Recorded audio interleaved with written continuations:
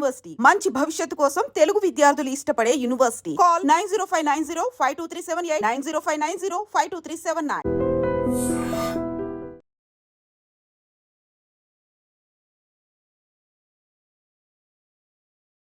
X ఆఫీసర్గా మీరు ఎన్నో ఆపరేషన్స్ చేశారు, దగ్గరుండి చూశారు. సో దీన్ని ఎలా తీసుకుంటున్నారు అసలు? ఇట్స్ వెరీ సాడ్ ఇన్సిడెంట్ అండి. ఎందుకంటే మనకి కాశ్మీర్లో ఉన్నటువంటి ప్రస్తుత పరిస్థితులు కనుక మనం చూసినట్లయితే అంతా కూడా శాంతియుత వాతావరణం ఉందండి. అందులోనే ఆర్టికల్ 370 రద్దు చేసిన తర్వాత సాధారణ జీవన పరిస్థితులు అనేటువంటివి అక్కడ కొనసాగుతున్నాయి. అలాంటి పరిస్థితుల్లో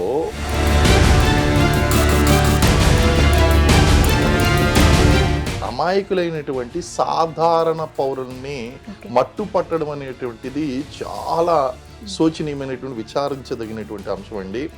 అసలు ఈ స్థాయిలో మన ప్రధానమంత్రి గారు రియాక్ట్ అవుతారు. హిందువులను మాత్రమే అది పనిగా మీరు ఇది చదవండి, చదవలేకపోతున్నారంటే వీళ్ళు హిందువులు అన్నట్టు అది పనిగా చంపడం ఎలా జరుగుతుంది? జిహాద్, మేము ఆజాద్ కాశ్మీర్ కావాలి, ఈ పవిత్ర జిహాద్లో మేము చనిపోయినా సరే జన్నత్కి వెళ్తాము, మేము స్వర్గానికి వెళ్తాం, చావు కూడా వాళ్ళు చనిపోవడాన్ని వాళ్ళు వీరమరణంగా తీసుకుంటున్నారండి. సో ఇక్కడ ఏ ఖురాన్లో చెప్పారు సార్ ఇట్లా మనుషులను చంపితే మీరు జన్నత్? ఖురాన్లో అక్కడ ఏం చెప్పలేదు కదండి. ఈవెన్ ఖురాన్లో కూడా మనకి ఎక్కడ కూడా ఇలాంటివన్నీ కూడా మనకి చెప్పడం అనేటువంటి జరగలేదు. సో అక్కడ ఏంటి అంటే వాళ్ళు హాయ్ హలో నమస్తే, welcome back to our channel. నేను మీ వైషు. పహల్గామ్ ఇన్సిడెంట్లో ప్రాణాలు కోల్పోయిన ప్రతి కుటుంబానికి నా ప్రగాఢ సానుభూతి తెలియజేసుకుంటూ దగ్గరుండి ఎన్నో ఆపరేషన్స్ చేసిన X major officer major Srinivas గారు ఈరోజు నాతో పాటు ఉన్నారు. సార్తో అయితే చాలా విషయాలు మాట్లాడదాం పహల్గామ్ ఇన్సిడెంట్ గురించి. సార్ నమస్తే. సార్ నమస్తే అండి. ఎలా ఉన్నారు sir? I'm very good and how are you? బాగున్నాను సార్. బట్ ఫస్ట్ ఇన్సిడెంట్ వినంగానే ఎక్స్ ఆఫీసర్గా మీరు ఎన్నో ఆపరేషన్స్ చేశారు, దగ్గరుండి చూశారు. సో దీన్ని ఎలా తీసుకుంటున్నారు అసలు? ఇట్స్ వెరీ సాడ్ ఇన్సిడెంట్ అండి. ఎందుకంటే మనకి కాశ్మీర్లో ఉన్నటువంటి ప్రస్తుత పరిస్థితులు కనుక మనం చూసినట్లయితే అంతా కూడా శాంతియుత వాతావరణం ఉందండి. అందులోనే ఆర్టికల్ 370 రద్దు చేసిన తర్వాత సాధారణ జీవన పరిస్థితులు అనేటువంటివి అక్కడ కొనసాగుతున్నాయి. అలాంటి పరిస్థితుల్లో ఈ ప్రపంచ దేశాల యొక్క దృష్టిని ఆకర్షించాలి అనేటువంటి ఒకే ఒక్క ఉద్దేశంతో ఈ ఉగ్రవాద సంస్థలు అమాయకులైనటువంటి సాధారణ పౌరుల్ని మట్టు పట్టడం అనేటువంటిది చాలా శోచనీయమైనటువంటి విచారించదగినటువంటి అంశం అండి. అసలు ఈ స్థాయిలో మన ప్రధానమంత్రి గారు రియాక్ట్ అవుతారు అని ఎవరు ఊహించలేరు.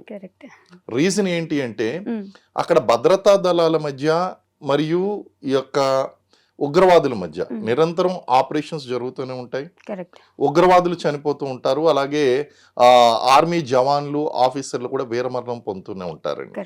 It's a routine thing. ఇది జరుగుతూనే వస్తుంది. గత కొన్ని దశాబ్దాలుగా మనం చూస్తే 80s 90s నుంచి ఇది కొనసాగుతూనే వస్తుందండి. ఆర్టికల్ 370 రద్దు అయిన తర్వాత చెదురుమదురుగా కొన్ని సంఘటనలు జరిగినప్పటికీ ఇలాగ టార్గెటెడ్ గా వచ్చి ఒక సివిల్ పౌరులు ఎవరైతే ఉన్నారో అందులోనూ వాళ్ళు సేద తీరడం కోసం, వేసవి సెలవులకి సేద తీరడం కోసం వచ్చి అక్కడ కాశ్మీర్ టూరిజానికి ఎంకరేజ్ చేస్తున్నటువంటి వాళ్ళు. ఎందుకంటే కాశ్మీర్కి ప్రధానమైనటువంటి ఆదాయం టూరిజం అండి. సో ఈ అటాక్ ఏదైతే ఉందో ఈ అటాక్ ని పౌరుల్ని టార్గెట్ గా చేసుకోవడం, అలాగే one is that particular time is very important. రెండోది the target group another important thing అండి. ఈ రెండు అంశాలు కూడా వీళ్ళకి మిలిటెంట్ ఈజీగా రికగ్నిషన్ ని, విపరీతమైనటువంటి పేరుని, వాళ్ళకి కావాల్సింది ఏంటి అంటే చిన్న పని చెయ్యాలి, పెద్ద గుర్తింపు రావాలి. అంటే అమ్మో వీళ్ళు ఇంత భయంకరమైనటువంటి వాళ్ళ, ఇంత భయాన్ని సృష్టిస్తారా? వాళ్ళు సింపుల్ గా చంపలేదు. వాళ్ళు ఎలా చంపారు అంటే ఏదో సినిమాల్లో చూపించినట్టు వాళ్ళు ఒక విధ్వంసాన్ని సృష్టించి, ఒక భయాన్ని సృష్టించి, వాళ్ళు ఒక డ్రామటైజ్ అనేటువంటిది ఆ యొక్క ఏదైతే ఉందో ఆ విధ్వంసాన్ని వాళ్ళు డ్రామటైజ్ చేశారు. డ్రామటైజ్ చేసి వాళ్ళు ఎంచుకుని మరి ఏదో మూవీస్ లో చూపించినట్టు ఏదో ఒక ప్రత్యేకమైన సందేశం ఇవ్వాలి అన్నట్టు చేశారండి. It's really very very sad incident. And India ఈ విధంగా రియాక్ట్ అవ్వడం ఏదైతే ఉందో ఇట్స్ వెరీ మచ్ వెల్కమ్డ్ అండి. అది పనిగా మోదీ గారికి చెప్పు అంటే మోదీకి చెప్పు వెళ్ళి it's very direct. You are challenging. After all you are a militant. ఒక మిలిటెంట్, ఒక ఉగ్రవాది, తీవ్రవాది తీవ్రవాది అయినటువంటి నువ్వు డైరెక్ట్ గా నువ్వు ప్రైమ్ మినిస్టర్ కి నువ్వు వెళ్ళి చెప్పు అంటే you're throwing an open challenge. It is a pre planned script. It is a pre planned script. ఈ యొక్క పాకిస్తానీ చీఫ్ అసీం మునీర్ ఎవరైతే ఉన్నారో ఇతని యొక్క డైరెక్షన్ లో జరుగుతున్నటువంటి ప్రీ ప్లాన్డ్ స్క్రిప్ట్ ప్రకారమే అది జరిగింది. లేకపోతే మోడీకి చెప్పి గతంలో ఎప్పుడు లేదుగా ఇటువంటి డ్రామటైజ్డ్ ఇన్సిడెంట్స్ అనేటువంటి గతంలో జరగలేదండి. First time this is happening. ఒక డ్రామటైజ్డ్ సిచ్యువేషన్ లో చేశారు వాళ్ళు. ఇంతకు ముందు ఆపరేషన్స్ అంటే చాలా చూసారు కదా సార్ ఇలాంటివే. మరి ఇది మాత్రం ఎందుకు ఇంత స్పెషల్ గా కనిపిస్తుంది? ఎందుకని హిందువులను మాత్రమే అది పనిగా మీరు ఇది చదవండి, చదవలేకపోతున్నారంటే వీళ్ళు హిందువులు అన్నట్టు అది పనిగా చంపడం ఎలా జరుగుతుంది? అంటే ఇక్కడ కాశ్మీరీ తీవ్రవాదులు they are backed up by total జిహాదీ అండి. జిహాదీ వాళ్ళ చేస్తున్నటువంటిది జిహాదీ. జిహాదీ అంటే ఒక మతపరమైనటువంటి ఉద్యమము వాళ్ళు చేస్తుంది. జిహాద్, మేము ఆజాద్ కాశ్మీర్ కావాలి, ఈ పవిత్ర జిహాద్లో మేము చనిపోయినా సరే జన్నత్కి వెళ్తాము, మేము స్వర్గానికి వెళ్తాం, చావు కూడా వాళ్ళు చనిపోవడాన్ని వాళ్ళు వీరమరణంగా తీసుకుంటున్నారండి. సో ఇక్కడ ఎవరు ఏమి కాదన్నా సరే, అవునన్నా కాదన్నా, ఇది మతంతో ముడిపడినటువంటి అంశము. మతం చెడ్డది అని ఎవరు అనరండి. మతం మంచిదే, మతం ఎప్పుడూ మంచిదే. అది ఎప్పుడు కూడా మీకు లాట్ ఆఫ్ థింగ్స్ మీకు నేర్పిస్తుంది, ఫిలాసఫీ ఇస్తుంది, మీకు మానసిక ప్రశాంతతను ఇస్తుంది, మీకు తెలియనటువంటి ప్రశ్నకు సమాధానం ఇస్తుంది. మతం అవసరం, మతం మంచిదే, మత తత్వం చెడ్డది. ఏ ఖురాన్ లో చెప్పారు సార్ ఇట్లా మనుషులను చంపితే మీరు జన్నత్? ఖురాన్ లో అక్కడ ఏం చెప్పలేదు కదండి. ఈవెన్ ఖురాన్ లో కూడా మనకి ఎక్కడ కూడా ఇలాంటివన్నీ కూడా మనకి చెప్పడం అనేటువంటి జరగలేదు. సో అక్కడ ఏంటి అంటే వాళ్ళు ఆ ఇస్లాం లో పాటించేటువంటి పంచసూత్రాలు, 5 పిల్లర్స్ ఆఫ్ ఇస్లాం అంటాం. ఆ 5 పిల్లర్స్ ఆఫ్ ఇస్లాం లో వాళ్ళు కల్మా ఫస్ట్ ఏదైతే ఉందో ఆ కల్మా, అల్లా మాత్రమే దేవుడు, దేవుడు ఒక్కడే, అల్లా మాత్రమే దేవుడు. ఇక్కడ సమస్య ఉందండి. అల్లా మాత్రమే దేవుడు అంటే మరి ఇతర దేవుళ్ళు మరి వాళ్ళ విశ్వాసాల ప్రకారం వాళ్ళు వెళ్ళాలండి. సో ఇక్కడ ఎంత లేదనుకున్నా సరే ఈ యొక్క టెర్రరిజం ఏదైతే ఉందో ఆ టెర్రరిజం మతం యొక్క రంగు ఖచ్చితంగా పులుముకుందండి. రెండోది మిగిలినటువంటి సూత్రాలు, కల్మాతో పాటు వాళ్ళకి ఏముందండి, నమాజ్ ఉందండి. రోజుకి 5 సార్లు నమాజ్ చేయాలి. ఫజర్, జుహర్, అసర్, మగరిబ్, ఈషా అనేటువంటి 5 నమాజులు చేస్తారండి రోజుకి. దెర్ ఇస్ నో ప్రాబ్లం, చేసుకోండి, నమాజ్ చేయొచ్చు. అలాగే జకాత్, జకాత్ also there is no problem. పవిత్ర మాసమైనటువంటి రమాదాన్ మాసంలో పేదలకు దానాలు చేస్తారు, దెర్ ఇస్ నో ప్రాబ్లం, జకాత్ లో ప్రాబ్లం లేదు. అలాగే మనకి ఈ యాత్ర, హజ్ యాత్ర చేస్తారండి.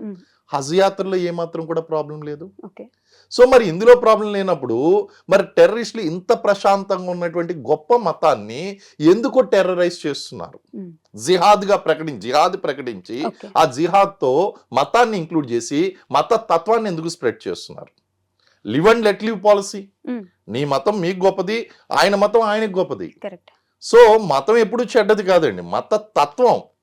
నా మతం మాత్రమే గొప్పది, నా మతస్థులు మాత్రమే ఈ ప్రపంచంలో ఉండాలి, ప్రపంచం మొత్తం కూడా ఇస్లాంతో స్ప్రెడ్ చేయాలి.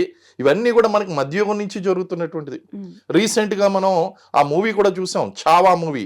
ఆ చావా మూవీలో కూడా ఔరంగజేబ్ ఏ విధంగా ఆ యొక్క మతపరమైన లాస్ట్ లో కూడా ఏమంటారు, నువ్వు మతం మార్చుకో, నేను నీకు మొత్తం నిన్ను స్వతంత్రుని చేసేస్తాను, నిన్ను విముక్తిని చేస్తాను, నిన్ను రాజాలా చూసుకుంటాను అంటే లేదు. అంటే అప్పటి నుంచి కూడా ఈ మతపరమైన మధ్యయుగం నుంచి కూడా మనకు జరుగుతున్నాయండి మతపరమైనటువంటి సమస్యలు. ఇది మతపరమైన ఒక అంశంగానే తీసుకోవాలంటారా? 100% మతపరమైనటువంటి అంశంగానే తీసుకోవాల్సినటువంటి అంశం. ఎందుకంటే అక్కడ ఉన్నటువంటి తీవ్రవాదం అనేటువంటి మతంతో 100% ముడిపడి ఉంది. లేకపోతే అక్కడ కల్మా చదవమని అడిగి ఎవరైతే ముస్లింలు ఉన్నారో వాళ్ళని విడిచిపెట్టి మిగిలినటువంటి వాళ్ళని హిందువులనే టార్గెట్ చేయడం అనేటువంటిది ఖచ్చితంగా వాళ్ళు మనం హిందుత్వ దేశం కాకపోయినా సరే హిందూ దేశంగా ముద్ర వేస్తుంది పాకిస్తాన్. తీవ్రవాదులు హిందూ దేశంగా ముద్ర వేస్తున్నారు. మనది secularistic country, but Hindu dominated, అంటే హిందూ పాపులేషన్ డామినేటెడ్ గా ఉన్నటువంటి కంట్రీ. 2011 జనాభా లెక్కల ప్రకారం మనం చూసుకున్నట్లయితే 79.8% మంది, అంటే సుమారు 80% మంది హిందువులు మన భారతదేశంలో ఉన్నారు. అయితే మనది హిందూ కంట్రీ కాదు, హిందూ పీపుల్ ఎక్కువగా ఉన్నటువంటి కంట్రీ. కరెక్ట్. మరి 14.2% మంది ముస్లింలు కూడా ఉన్నారు. సో మైనారిటీలో మెజారిటీ ఎవరంటే ముస్లింలు. ముస్లింల్లో ఎంతో మంది దేశభక్తులు ఉన్నారు. ఈ రోజు యుద్ధం వస్తుంది అంటే పాకిస్తాన్కి ఎదురుగా నేను యుద్ధం చేస్తాను అనేటువంటి వెళ్ళేటువంటి సైనికులు ఉన్నారు. అలాగే ప్రభుత్వ అధికారులు ఉన్నారు, వీళ్ళందరూ కూడా మనకి గొప్ప దేశభక్తులు ఉన్నారండి. We never doubt their patriotism because they are respecting their religion. They are never towards the communalism వైపు వెళ్ళలేదు వాళ్ళు. కానీ ఇక్కడ సమస్య ఏమొస్తుంది అంటే కమ్యూనలిజం వైపు వెళ్ళడం, జిహాద్ వైపు వెళ్ళడం, ఆజాద్ కాశ్మీర్ అని వెళ్ళడం. అసలు ఆసిమ్ మునీర్కి ఏం పని పట్టిందండి నాకు అర్థం కాదు. అతను ఏమంటాడు, కాశ్మీర్ని మేము ఎప్పటికీ విడిచిపెట్టాం. Is it suppose to be told? ఇక్కడ ఆల్రెడీ కాశ్మీర్ని విడిచిపెట్టడం ఏంటి? కాశ్మీర్ ఏ రోజో రాజా హరిసింగ్ ఏ రోజో భారతదేశంలో కలిపేశాడు.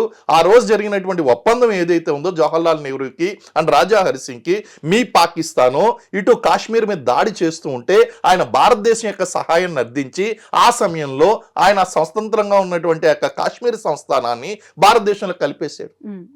మనం ఆ కలిపిన వెంటనే మనం పాకిస్తాన్ మీదకి యుద్ధంకి వెళ్ళినప్పుడు మనం చేసినటువంటి పొరపాటు ఏంటి అంటే అప్పటికే వాళ్ళు ఆక్యుపై చేసుకున్నటువంటి కాశ్మీర్ ప్రాంతాన్ని మనం వెనక్కి తీసుకుపోవడమే ఆ రోజు చేసినటువంటి చారిత్రాత్మకమైనటువంటి తప్పిదం అండి అది. అందుకే ఈ రోజు ఈ మిలిటెంట్స్, సీమాంతర ఉగ్రవాదం, ఈ రోజు ఒక పాకిస్తాన్కి ఒక స్కోప్ ఏర్పడింది. అక్కడ ఉన్నటువంటి పాక్ ఆక్యుపైడ్ కాశ్మీర్లో ఉగ్రవాద సంస్థలన్నింటినీ కూడా Pakistan army backed up by ISI ద్వారా వాళ్ళు బ్యాకప్ చేసి వాళ్ళకి పూర్తి స్థాయిలో శిక్షణ ఇచ్చి భారతదేశంలో ముఖ్యంగా కాశ్మీర్లో అక్కడ పాక్ ఆర్మీకి ఆ చీఫ్కి ఏం పని పట్టిందండి, మాకు కాశ్మీర్ని విడిచిపెట్టాం, గతంలో మేము ఎప్పుడు దానికోసం పోరాడాం, ప్రస్తుతం పోరాడుతున్నాం, భవిష్యత్తులో కూడా దానికోసం పోరాడుతాం అంటే వాడు గతంలో మేము తీసుకోలేకపోయాం, ప్రస్తుతం తీసుకోలేకపోతున్నాం, భవిష్యత్తులో కూడా తీసుకోలేరు. సింపుల్. బట్ ఈ రెచ్చగొట్టేటువంటి వ్యాఖ్యలు ఏదైతే ఉన్నాయో అది నాట్ యాక్సెప్టబుల్ అండి. It is very clearly sowing this is not only the action of the militants. ఇది కేవలం తీవ్రవాదులు చేసినటువంటి పని మాత్రమే కాదు, దీని వెనకాల ఖచ్చితంగా ఐఎస్ఐ యొక్క హస్తము, పాకిస్తాన్ యొక్క హస్తం ఖచ్చితంగా ఉందండి దీని వెనకాల. And it is totally linked with జిహాద్ అండ్ మతపరమైనటువంటి అంశాలు ఇందులో ఉన్నాయి. అయితే 1-2 అంశాలు కూడా నా దృష్టికి వచ్చినాయండి. ఏంటి అంటే అక్కడ ముస్లింలు కూడా చనిపోయారు కాబట్టి ఇది మీరు అనవసరంగా మీరు మతపరమైనటువంటి రంగును పులుపుతున్నారు అనేటువంటిది. అక్కడ ముస్లింలు చనిపోవడం అనేటువంటిది వాస్తవం. కానీ ఎందుకు చనిపోయారంటే ఇక్కడే నేను చెప్తానండి, తీవ్రవాదులు అనేటువంటి వాళ్ళకి మన వాళ్ళు పరాయి వాళ్ళు అనేటువంటిది ఉండదు.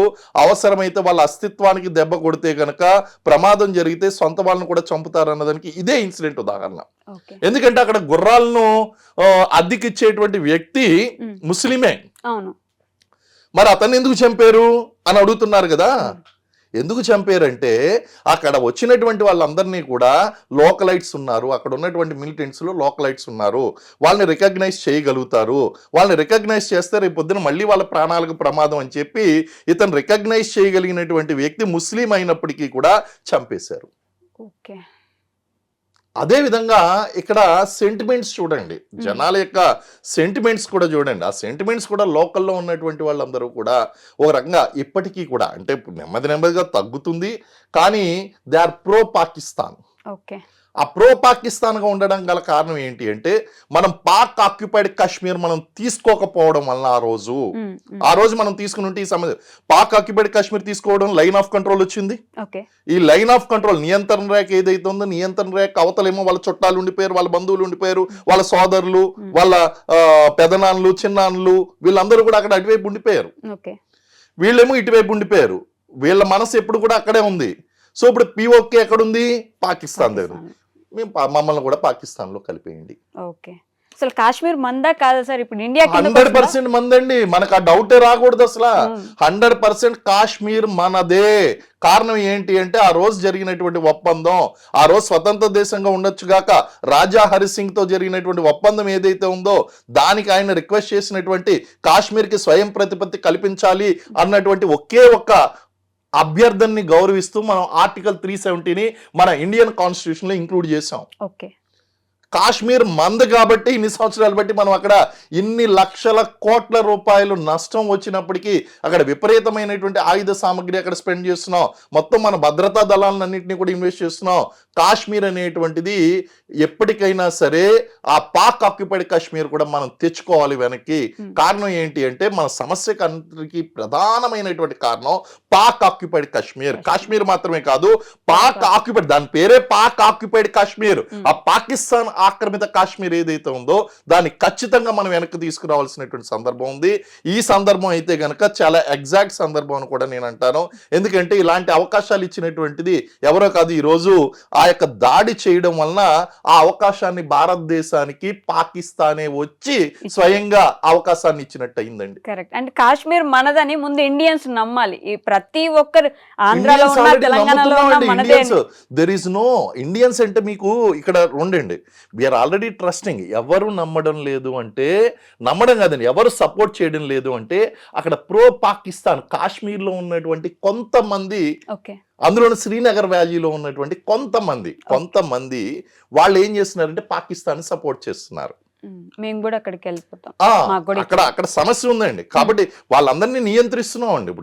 ఇప్పుడు ప్లెబిసైట్ అనేటువంటిది అన్నిసార్లు కుదరదండి. ఇప్పుడు ఏంటంటే మాట్లాడితే మీరు ప్లెబిసైట్ నిర్వహించండి అక్కడ అంటున్నారు. Plebiscite will not conduct. ఒకసారి ఈ యొక్క దేశంలో అంతర్భాగం అయిన తర్వాత మనం ఎలా ఇచ్చేస్తామండి? మన ఇంటి పక్కన ఉన్నటువంటి గజం స్థలమే మన ఇంటి పక్క వాళ్ళకి ఇవ్వమే. వివాదం వచ్చినప్పుడు అలాంటి ఒక దేశానికి సంబంధించినటువంటి ఇన్ని వేల చదరపు కిలోమీటర్లు ఉన్నటువంటి ప్రాంతాన్ని మనం పక్క దేశానికి ఇస్తామా? నీకు ప్లెబిసైట్ నిర్వహించినంత మాత్రాన అవకాశమే లేదండి. మన దేశ సార్వభౌమత్వానికి, ఇది దేశ గౌరవానికి సంబంధించినటువంటి అంశము. కాశ్మీర్ని విడిచిపెట్టేటువంటి ప్రసక్తే లేదు. విడిచిపెట్టడం లేదు కాబట్టే మనం దాన్ని మన కంట్రోల్లో ఉంచుకున్నామండి. అయితే పాక్ ఆక్యుపైడ్ కాశ్మీర్ మాత్రం ఎప్పటికైనా సరే మనం వెనక్కి తీసుకురావాలి. ప్రస్తుతం ప్రపంచ దేశాల్లో మనకి అన్ని దేశాల యొక్క మద్దతు కూడా ఇక్కడే ఉంది, భారతదేశం తరపునే ఉందండి. This is the best time నిజంగా చెప్పాలి అంటే గనక పాక్ ఆక్యుపైడ్ కాశ్మీర్ బ్యాక్. అవునండి. But blood always demands blood అంటారు కదా సార్. ఇప్పుడు ఈ సిచ్యువేషన్ లో దాన్ని మనం ఎంతవరకు పరిగణించవచ్చు? మీరు ఒకసారి నన్ను పర్సనల్ గా కనుక ఒపీనియన్ అడిగితే యుద్ధం వద్దని చెప్తానండి. ఓకే.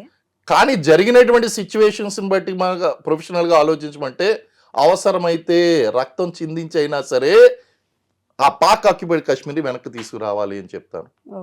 రెండు వాదనలు ఉన్నాయండి. కారణం ఏంటి అంటే, మనం ఆ దేశం మీద దాడికి వెళ్ళినప్పుడు ఖచ్చితంగా మనకి నష్టం జరుగుతుంది, ఇరు పక్షాలన నష్టం జరుగుతుంది. అది ఒకవైపునే నష్టం జరుగుతుంది. మనకి ఈ రోజు మీరు ప్రత్యక్షంగా చూస్తున్నారు, రష్యా ఉక్రెయిన్ చిన్న దేశం, రష్యా చాలా పెద్ద దేశం. మరి రష్యాకి ఉక్రెయిన్ నష్టం కలిగించగలిగిందా, కలిగించలేకపోయిందా? Palestine and Israel is very powerful country, but Israel has bleeded. So ఇవన్నీ కూడా మనం చూసుకున్నట్లయితే నష్టం అనేటువంటిది ఇరు పక్షాలు జరుగుతుంది. నష్టం జరుగుతుంది అని చెప్పి మనం కూర్చున్నాము అంటే ఒకసారి బుద్ధి చెప్పవలసినటువంటి పని అయితే ఉందండి. దీనివల్ల ఖచ్చితంగా మన ఆర్థిక వ్యవస్థ కొన్ని దశాబ్దాల వెనక్కి వెళ్ళిపోతుందండి, దెర్ ఇస్ నో డౌట్. కానీ పాకిస్తాన్ మీద పడేటువంటి దెబ్బ ఎలా ఉంటుందంటే మళ్ళీ అది జీవితంలో కోలుకోలేదు. ఎందుకంటే ఇప్పటికే వాళ్ళకి చాలా ఇంటర్నల్ ప్రాబ్లమ్స్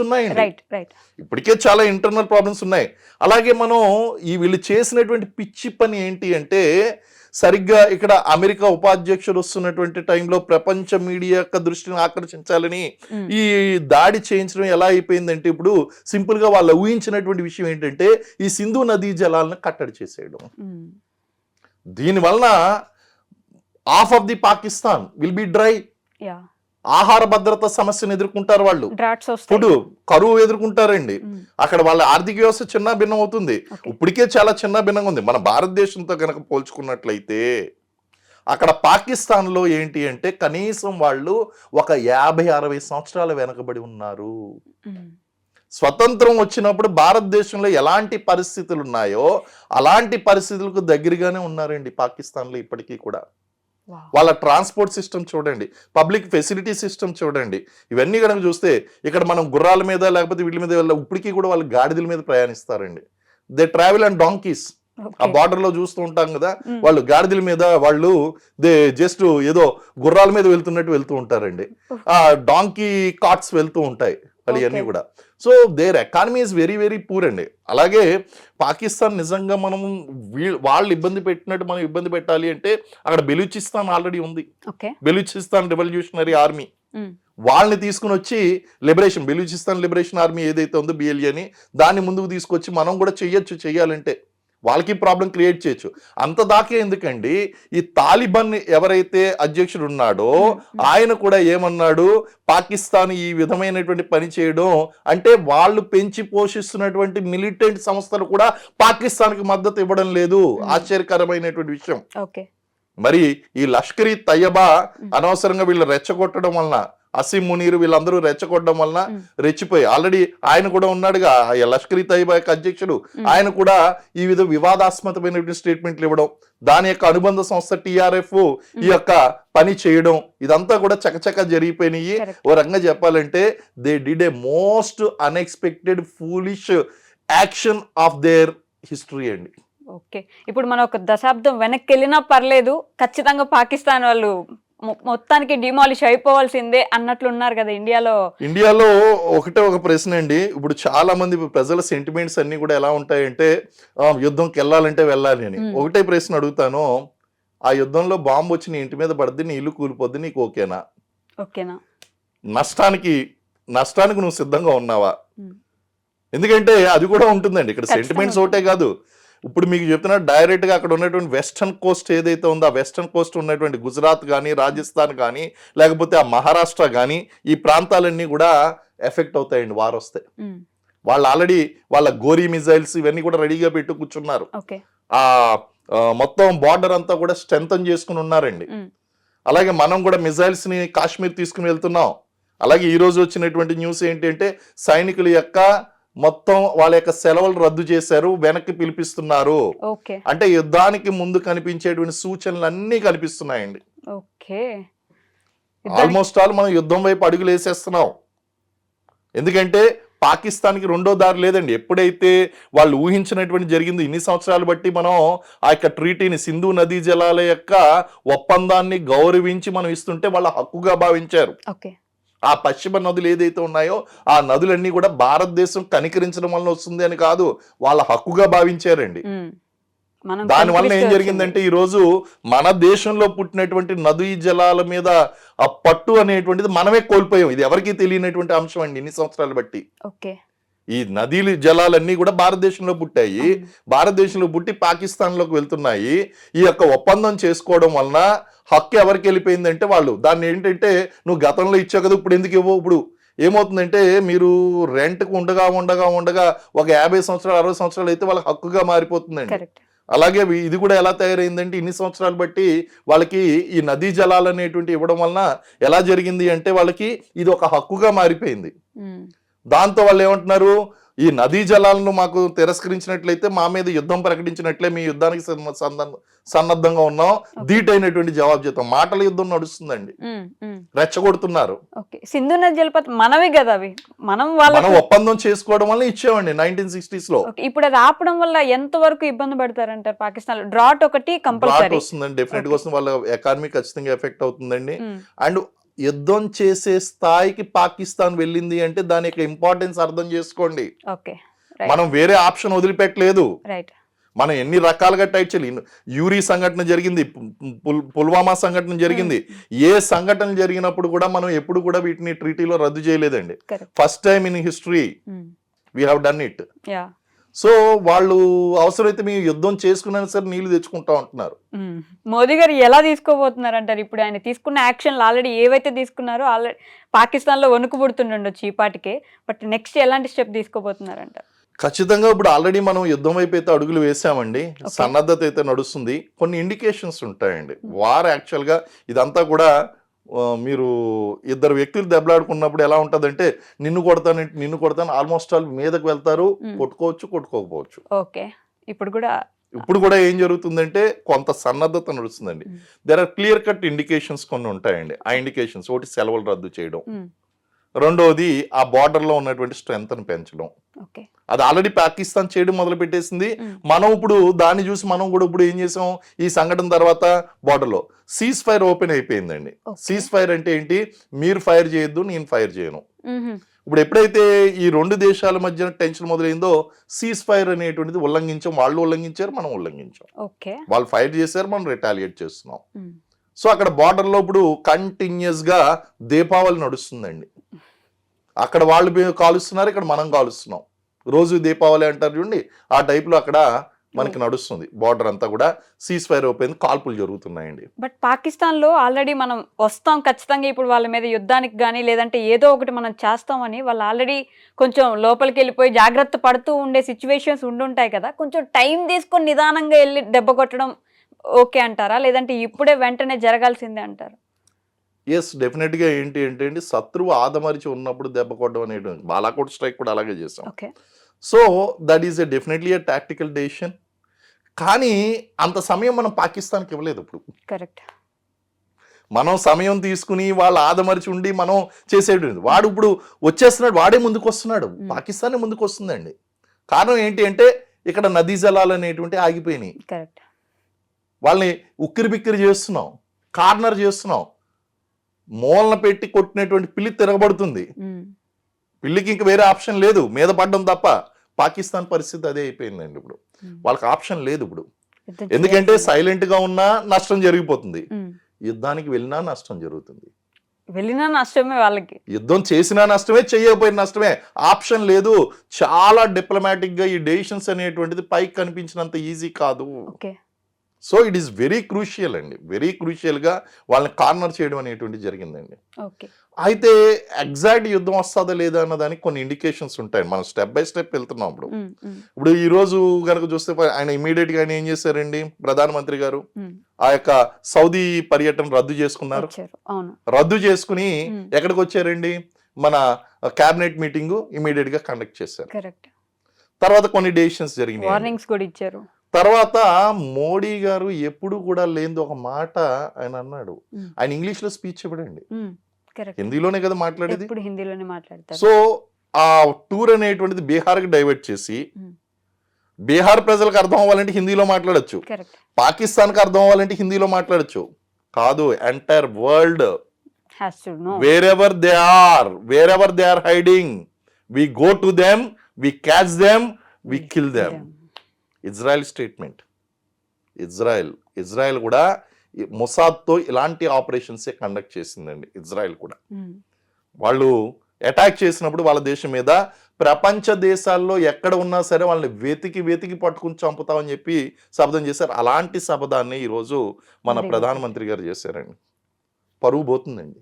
ఎందుకంటే మాటల ప్రధాని తప్ప చేతల ప్రధాని కాదు అంటారు ప్రతిపక్షాలు. లేదంటే దేశ ప్రజలు కూడా ఏమంటారు అంటే మనం మాట్లాడమే తప్ప చేతలు లేవా అంటారండి. ఆయన ఆ విధంగా మాట్లాడేడు అంటే there is a plan of action.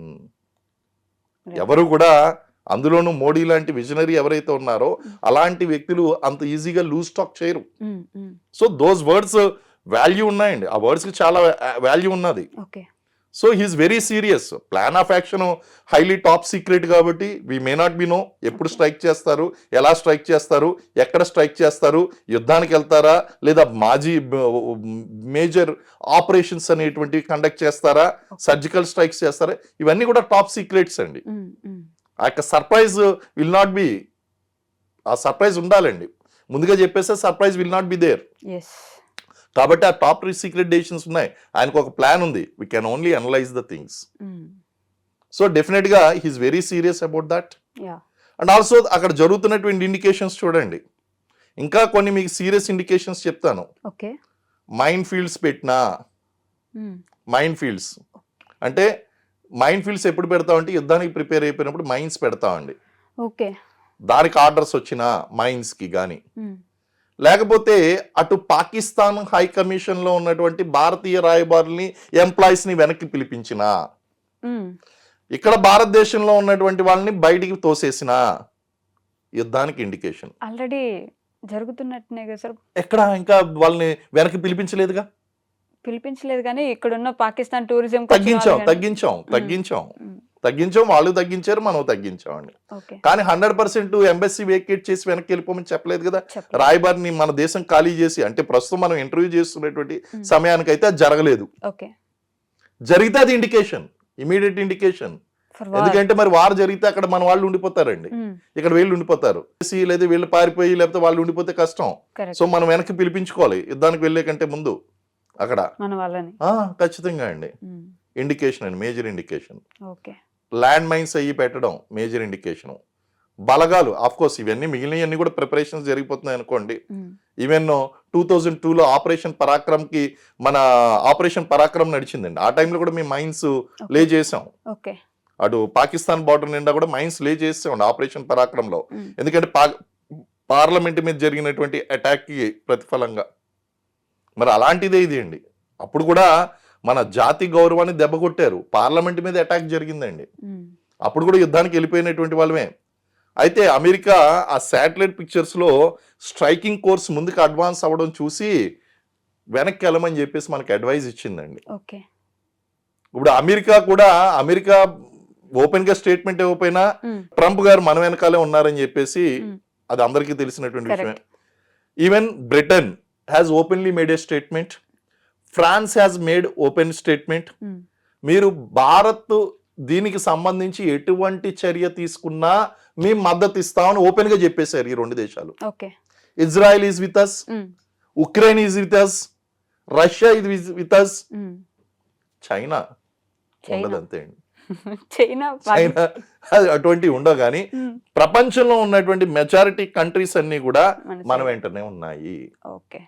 Even they are also we're serious, very serious about this incident అన్న విషయాన్ని వాళ్ళు అర్థం చేసుకున్నారు. సో ఇవన్నీ కూడా ఏంటంటే డిప్లొమాటిక్ గా ప్రపంచంలో పాకిస్తాన్ ఒక దోషిగా నిలబెట్టి దౌత్యపరంగా జరుగుతున్నటువంటి వార్ఫేర్ ఏదైతే ఉందో అందులో భాగంగా మనం కొన్ని చర్యలు తీసుకున్నాం. అష్టదిగ్బంధనం చేసినాం పాకిస్తాన్ని. ఉక్కిరి బిక్కిరి అవుతుంది. అయితే అందులో ఒకానొక మేజర్ డెసిషన్ ఏంటి అంటే సింధు నదీ జలాలను పాకిస్తాన్కి ఇవ్వకపోవడం. అది చాలా పెద్ద డెసిషన్ అయిపోయేసరికి వాళ్ళు దిక్కుతోచనటువంటి పరిస్థితిలో కయ్యానికి కాలు దూతున్నారండి. అదే యుద్ధం అంటే చంపడం కాదు, గెలవడం అనే దానికి ఇప్పుడు మోదీ గారు ఖచ్చితమైన నిదర్శనం అని ఆల్రెడీ వి ఓన్ అండి. ఇంకేంటంటే ఫిజికల్ వార్ జరగాలంతే, అదొకటే మిగిలింది. వాళ్ళకి ఖచ్చితంగా రిపెంటెన్స్ అయితే ఉంది. ఏంటి అనవసరంగా కొరిగితో తలగొక్కున్నట్టు అయిపోయింది. ఈ అసీం మునీర్ గారు ఎక్కడి నుంచి వచ్చాడు, వీడి స్టేట్మెంట్ ఇవ్వడం ఏంటి, వాళ్ళకి ఉంటుందండి. ఆల్రెడీ అక్కడ ఇమ్రాన్ ఖాన్ ఆల్రెడీ ఈ మేడ్ ఏ స్టేట్మెంట్. మీరు నిజంగా గనక అంటే వాళ్ళకు కూడా ఇంటర్నల్ పొలిటికల్ ఇష్యూస్ ఉంటాయి కదండి. ఈ ప్రతిపక్ష నేత కదా మరి చేశాడు. మీరు నిజంగా తప్పు చేసి ఉండకపోతే భారత్ మీద జరిగినటువంటి దాడి మాకు సంబంధం లేదని మీరు ఎందుకు ఖండించడం లేదు అని అడిగిన తర్వాత ఖండించారు. అది అడిగిన తర్వాత ఇలా బ్రెయిన్ ఎరిగింది, అరే మనం ఓపెన్ గా ఎలా ఒప్పుకుంటున్నాం, ఒక స్టేట్మెంట్ ఇవ్వాలి. ఇక్కడ ఇది జరిగిన వెంటనే మనం ఆల్రెడీ ఇక్కడ ప్రిపేర్డ్ గా ఎలా ఉన్నాం అంటే ఆర్మీ చీఫ్ యొక్క కనుసన్నల్లోనే జరిగింది. ఆర్మీ చీఫ్ ఏం చేశాడు, పాకిస్తాన్ బార్డర్ అంతా స్ట్రెంథన్ చేసుకున్నాడు, అటాక్ చేయించాడు. సో ఆ తర్వాత ఇమ్రాన్ ఖాన్ క్వశ్చన్ చేసిన తర్వాత వీళ్ళు స్టేట్మెంట్ ఇవ్వడం అనేటువంటి జరిగిందండి. సార్ ఇప్పుడు అన్నిటికంటే ఒక మేజర్ క్వశ్చన్, కాశ్మీర్ అనేది ఒక టూరిస్టిక్ ప్లేస్. ఇలాంటి సమ్మర్స్లో కానీ ఖచ్చితంగా టూరిజం కోసం మన వాళ్ళు చాలామంది వెళ్తారని తెలుసు. అలాంటి ప్లేస్లో హైలీ ఉండాలి కదా సెక్యూరిటీ, హైలీ ఆర్మీ ఫోర్స్ ఉండాలి కదా. మరి అంతమంది అక్కడ ఇది జరుగుతున్నప్పుడు అక్కడ ఎందుకు ఎవరు లేరు అనే ఒక క్వశ్చన్ వస్తే? ఓకే, యాక్చువల్గా మీరు అడిగినటువంటి క్వశ్చన్ ఇంకా చాలా సోబర్గా డీసెంట్గా ఉందండి. బయట వచ్చినటువంటి కామెంట్స్ ఏంటి అంటే ఇది సెక్యూరిటీ వైఫల్యం, ఇంటెలిజెన్స్ వైఫల్యం. ఫస్ట్ ఆఫ్ ఆల్ ఈ కామెంట్లు చేసేటువంటి వాళ్ళు ఎవ్వరికీ కూడా కాశ్మీర్లో ఉన్నటువంటి వాస్తవ పరిస్థితుల మీద 100% ప్రాక్టికల్ ఆర్ ఎగ్జాక్ట్ ఇన్ఫర్మేషన్ లేదు. దే హావ్ నాట్ ఎక్స్పీరియన్స్డ్ అండి. రీజన్ ఏంటి అంటే ఇక్కడ కాశ్మీర్లో ఉన్నటువంటి పరిస్థితులు ఇంచ్ బై ఇంచ్ ఇవ్వాలి అంటే గనక మన డిఫెన్స్ ఫోర్సెస్లో ఉన్నటువంటి సగం ఎఫర్ట్స్ దానికే వెళ్ళిపోతాయండి. You cannot safeguard the each and every place. అంటే కేవలం పహల్గాం ఒక్కటేనా మన కాశ్మీర్లో ఉన్నటువంటిది? ఇలాంటి ప్రాంతాలు ఎన్ని ఉన్నాయండి? అడుగడుగున కాశ్మీర్ వ్యాలీ అంటేనే అడుగడుగున టూరిస్ట్ ప్లేస్ అండి. మరి వీటిని అన్నింటినీ మనం కాపాడుకుంటూ వెళ్ళిపోతే నిరంతరం మనం భయంతో ఉండాలా?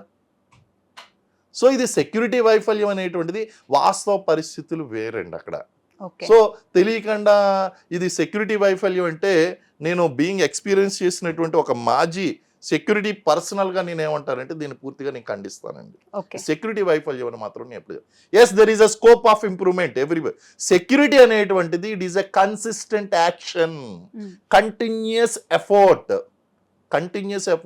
కన్సిస్టెంట్ అనేటువంటిది ఉంటుంది. దెర్ ఈస్ ఆల్వేస్ ఇంప్రూవ్మెంట్ అండి, ఆల్వేస్. ఏమండి ఈరోజు అమెరికా ట్విన్ టవర్స్ మీద అటాక్ జరిగింది. అటాక్ జరిగితే అమెరికా వైఫల్యం అది? కాదు. ప్రపంచంలో అనేక దేశాల్లో తీవ్రవాద సంఘటనలు జరుగుతున్నాయి, అది వాళ్ళ వైఫల్యమా? ఎంతో అలర్ట్గా ఉన్నటువంటి ఇజ్రాయెల్కి వాళ్ళు ఆ యొక్క డ్యూటీ చేంజ్ అయ్యేటువంటి టైంలో డ్రోన్ అటాక్ జరిగింది, వాళ్ళ యొక్క ఐరన్ కర్టెన్ను దాన్ని ఏం చేయలేకపోయిందండి. సో ఆ విధంగా కనుక మనం చూసినట్లయితే మరి ఎన్ని సెక్యూరిటీ వైఫల్యాలా కాదుగా. సో మనం చాలా జాగ్రత్తగా మనం వీటిని చూసినప్పుడు వాస్తవాలను కొంచెం మనం అంచనా వేయాలి. ఇప్పుడు మనం ఏదో ఇక్కడ బంజారా హిల్స్లో ఉన్నట్టు లేకపోతే అక్కడ ప్లెయిన్ ఏరియాలో ఉన్నట్టు ఉండదని కాశ్మీర్లో. Okay. Undulated ground, blind spots, line of sight క్లియర్గా ఉండదు, విజిబిలిటీ సరిగ్గా ఉండదు, అండ్ బ్యాడ్ వెదర్ కండిషన్స్, అలాగే ఇన్ఫిల్ట్రేటెడ్ దారులు చాలా ఉంటాయండి. వాటిని అన్నింటినీ కాసుకుంటూ ఉంటున్నారు ఆల్రెడీ. ఇంకా టూరిస్టులకు కూడా సెక్యూరిటీ ఇస్తే మనం అడుగడుగునా ఇప్పుడు కుంభమేళాకి ఇచ్చి, ఇప్పుడు కుంభమేళా ఉందండి, కుంభమేళాలో ఏ ఇన్సిడెంట్ జరగలేదు. ఇప్పుడు పొరపాటున ఏదైనా ఇన్సిడెంట్ జరుగుంటే ఈ సెక్యూరిటీ వైఫల్యం, మీరు కుంభమేళ ఇన్ని కోట్ల మంది వచ్చినటువంటి భారతదేశంలో మీకు అటాక్ జరుగుతుందని తెలియదా అని ప్రశ్నించడానికి కొంత ఉంటాయండి. 99.999% మీరు అక్కడ మంచిగా జరుగుతుందా అని గురించి పట్టించుకోరు. ఎక్కడో ఒక సంఘటన ఇలా జరిగితే దీన్ని సెక్యూరిటీ వైఫల్యం, ఇంటెలిజెన్స్ వైఫల్యం అంటే I will not agree. It's not correct అండి. రీజన్ ఏంటి అంటే there is a scope of improvement, there is a thing. అరగంట లేట్గా ఎందుకు వెళ్ళారు అని అడుగుతారండి. సరే నిన్ను పంపిస్తావు, నువ్వు వెళ్ళు, నువ్వు 2 గంటలు లేట్గా వెళ్తావు. అక్కడ వాళ్ళు ట్రైన్డ్ పీపుల్ కాబట్టి అరగంటలో చేరుకోగలిగారు వాళ్ళు. అరే అవన్నీ కూడా కాలిదారులండి, అవన్నీ ఎక్కుడు దిగుడు ఉంటాయండి, అవన్నీ కూడా కాలిబాటలు. అటువంటి ప్రాంతంలో కొన్ని ప్రాంతాల్లో మీరు ఆర్మీని పెట్టడం కూడా సూసైడే. ఎందుకంటే ఎక్స్టర్నల్ సపోర్ట్ ఉండదండి అక్కడ. బయట నుంచి టైం తీసుకుంటుంది.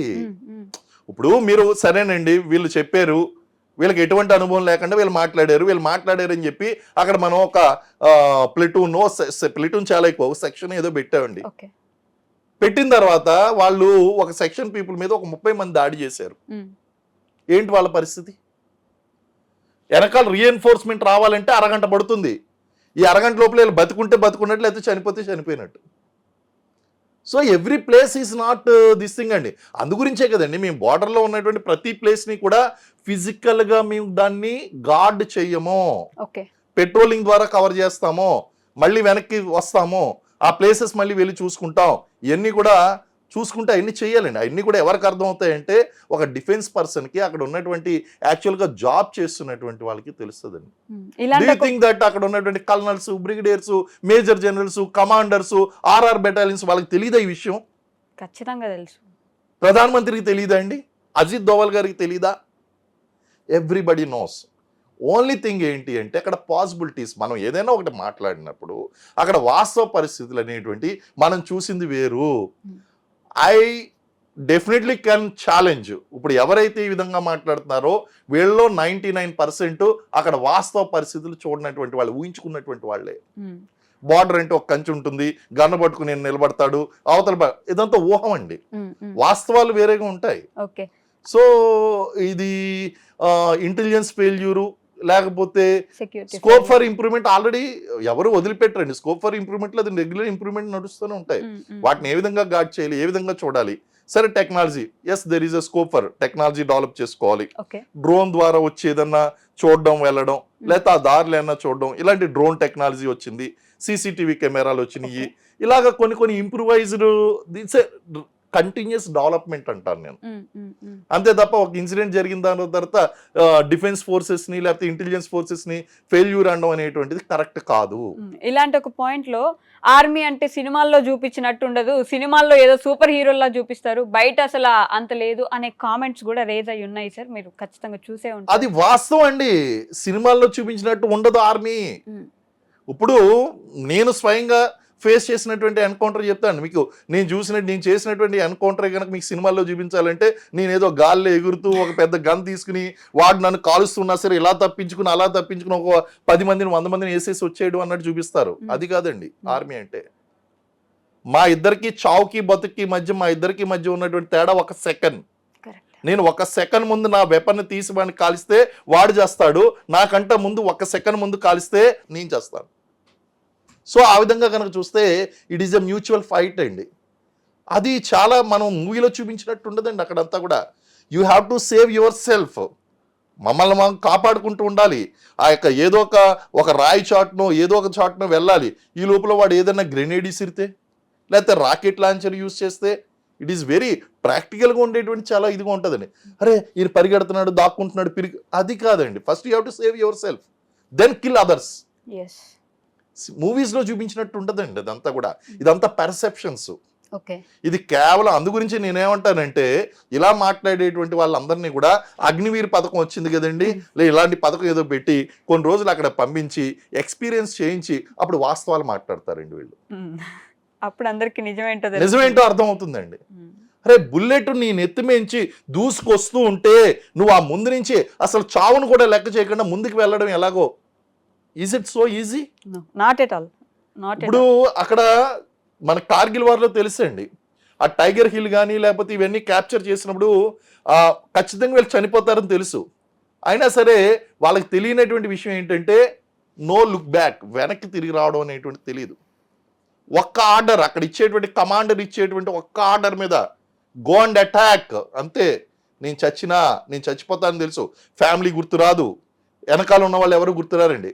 అలాంటి టైంలో కూడా మీరు అటాక్ చేసి పనిచేస్తున్నారంటే వాళ్ళు ఇచ్చినటువంటి దానికి మీరు రెస్పెక్ట్ చేయకుండా మీరు ఇలా చేయలేదు అలా చేయలేదు, ఇది లోపల తప్పండి. ఇది ఆర్మీ ఆఫీసర్ తప్పు పట్టడమే తప్పు.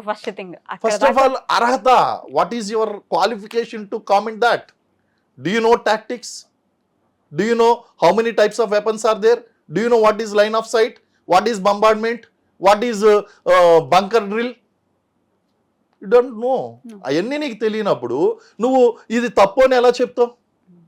చెప్పడం చాలా ఈజీ అండి. సో ఇటువంటి సమయంలో మనం కొంచెం సంయమనాన్ని పాటించాలి. It is not so easy that saying that వీళ్ళ ఫెయిల్యూర్ వాళ్ళ ఫెయిల్యూర్. ఏదైనా ఇన్సిడెంట్ జరిగినప్పుడు ఫెయిల్యూర్ అని చెప్పేయడం చాలా ఈజీ. ఇక్కడ మీరు మోడస్ ఆఫ్ ఆపరెంటీ అర్థం చేసుకోండి. క్లింటన్ వచ్చినప్పుడు మరి అప్పుడు అటాక్ జరగలేదా? ఈ రోజు మళ్ళీ అమెరికా నుంచి సీనియర్ డెలిగేటరీ వచ్చినప్పుడు మళ్ళీ అటాక్ జరిగింది. అంటే వీళ్ళు ఎందుకు అటాక్ చేస్తున్నారు? వీళ్ళ యొక్క ఫిలాసఫీ ఏంటి? వాళ్ళకి ఏం కావాలి? వాళ్ళకి కావాల్సిన రికగ్నిషన్, హ్యూజ్ క్యాంపెయిన్, గుర్తింపు కావాలి, ఈజీగా గుర్తింపు కావాలి వాళ్ళకి. మిలిటెంట్కి కావాల్సింది రికగ్నిషన్, అస్తిత్వం కావాలి వాడికి. చిన్న పని చేయాలి, పెద్ద గుర్తింపు, దానికి పెద్ద ప్రచారం కావాలి. అందుకే కదా క్లింటన్ వచ్చినప్పుడు అటాక్స్ జరిగినాయి. అలాగే ఇప్పుడు అమెరికా నుంచి సీనియర్ డెలిగేటరీ వచ్చినప్పుడు కూడా అటాక్స్ అయినాయి. కాశ్మీర్లో ఉన్నట్టు నార్మల్ పర్సన్ డిస్టర్బ్ చేయాలి, ఇండియన్ ఎకానమీని డీస్టెబిలైజ్ చేయాలి. ఇవన్నీ కూడా అర్థం చేసుకోవాలండి. ఇవన్నీ అర్థం చేసుకుని మనం మాట్లాడాలి. ఏమో ఇప్పుడు నేను చెప్పినటువంటి దాంట్లో ఎంతమంది అర్థం చేసుకుంటారు, ఎంతమంది అర్థం చేసుకోరు, అసలు అర్థం చేసుకునేటువంటి కెపాసిటీ కూడా ఉందో లేదో నాకు తెలియదండి వాళ్ళకి. So we should be more careful. మనకు తెలిసినటువంటి లిటిల్ నాలెడ్జ్తోనో ఆ కొద్ది దాంతోనో దాన్ని కామెంట్ చేయడం అనేటువంటి తప్పు. ఫస్ట్ ఇది మానుకోండి. మన దేశాన్ని కాపాడుతున్నారు వాళ్ళు, వాళ్ళని ఎంకరేజ్ చేయండి వీలైతే. ఆ తప్పు ఇక్కడ లోపం ఉంది, అక్కడ లోపం ఉంది, దానికి మీరుగా చెప్పాల్సింది. దానికి ఉన్నారు అక్కడ సీనియర్ కమాండర్స్ ఉన్నారు, ఆర్మీ పీపుల్ ఉన్నారు. Their job bread and butter is that, they will do that. మనం ప్రశాంతంగా పడుకుంటున్నాం అంటే అవసరమైతే మోరల్ సపోర్ట్ ఇవ్వండి కుదిరితే. అది సో ఇలాగా మనం చాలా ఆస్పెక్ట్స్ కవర్ చేయవలసి ఉంటుందండి. ఓకే. అండ్ ఇప్పుడు క్రికెట్ గురించి మాట్లాడితే పాకిస్తాన్కి ఇండియాకి కూడా క్రికెట్లో సంబంధాలు ఉన్నాయి. వాళ్ళు వచ్చి ఆడుతుంటారు ఇక్కడ. మనం వెళ్ళాల్సిన సిచ్యువేషన్స్లో మనం దుబాయ్ దాకా వెళ్ళి ఆడిన సిచ్యువేషన్స్ ఉన్నాయి కదా. సో అసలు మొత్తానికి క్రికెట్ కూడా పాకిస్తాన్తో సంబంధాలు తెంపేసుకుంటే బెటరా అని అంటే మీరు ఏం చెప్తారు sir? It's all depending upon the situation అండి. ఈ సిచ్యువేషన్ సేమ్ ఉండదండి. ఓకే. మళ్ళీ మీరు కొన్ని సంవత్సరాలు పోయిన తర్వాత చూడండి, ఇండియా పాకిస్తాన్ మధ్య సిచ్యువేషన్ నార్మల్ అవుతుంది. It will be normal, no doubt. So normal అయినప్పుడు again we play. Nothing is permanent అండి, నథింగ్ ఈజ్ పర్మనెంట్. ఇప్పుడు ఏదైతే ఈ సిచ్యువేషన్ ఉందో ఈ సిచ్యువేషన్లో మనం చేయగలిగింది మనం చేస్తాం, వాళ్ళు చేయగలిగింది వాళ్ళు చేస్తారు. తీగ లాగేంత వరకు వాళ్ళు కనుక లాగినట్టయితే తెగిపోతుందండి. అప్పుడు ఆటోమేటిక్గా యుద్ధానికి వెళ్ళాల్సి ఉంటుంది. యుద్ధానికి వెళ్ళి వచ్చిన తర్వాత మేబీ ఆఫ్టర్ సమ్ ఇయర్ ఎలాగ టెన్షనస్ టైం ఏదైతే ఉందో ఆ టైంలో కనుక ఇట్ ఈస్ నాట్ అడ్వైజబుల్. మనం ఇక్కడ నదీ జలాలని ఆపేసామో, అక్కడ ఉన్నటువంటి వీసాస్ ఏదైతే ఉన్నాయో ఆ సార్క్ వీసాస్, విజిటింగ్ వీసాస్ ఇవ్వడం మానేసామో, ఇవన్నీ కూడా ఆపేసాం. అటువంటిప్పుడు మనం క్రికెట్ ఎలాగ కంటిన్యూ చేయాలండి? నో, నో అది కూడా. Obviously no. Hmm. But situation will change, ఫ్యూచర్లో చూద్దాం. అప్పుడు మళ్ళీ నదీ జలాలు కూడా వదిలిపెడతారు కదా. చెప్పలేము, Hmm. ఏం జరుగుతుంది డెసిషన్ అనేటువంటిది. ఇప్పుడు మనం జస్ట్ వెయిట్ అండ్ వాచ్ అండి. ప్రతి సంఘటనని కూడా మనం ప్రిపరేటరీ స్టేజ్లో ఉన్నాము. Hmm.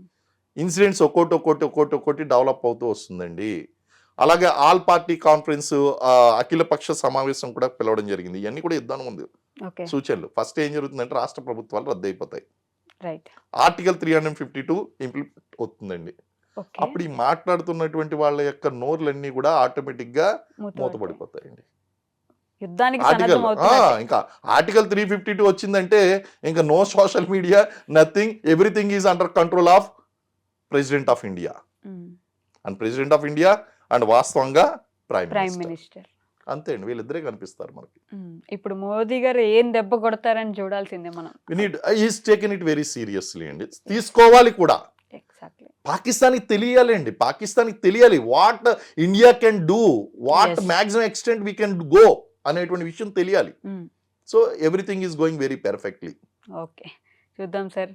అంటే మీలాంటి మేజర్స్ వచ్చి మాట్లాడుతున్నప్పుడు అక్కడ ఎన్ని ఇబ్బందులు పడి ఉంటే ఇంత ఇంత ఇంత కోపం వస్తుందో, మీకు ఇంత రౌద్రం తీసుకొచ్చి మాట్లాడుతున్నారు అనేది అర్థమవుతుంది. Hats off always. మీలాంటి ఆర్మీ ఆఫీసర్స్ అందరికీ ఎప్పుడైనా శిరసు ఉంచి ఇట్లా నమస్కారం చేసుకోవడం తప్ప ఏమి చేయలేము. Thank you so much sir. Thank you. ఎదురు చూస్తున్నాం మేము నెక్స్ట్ యాక్షన్స్ ఇండియా ఎలా తీసుకోబోతుందని. డెఫినెట్లీ. థ్యాంక్ యూ అండి, thank you very much. Okay sir.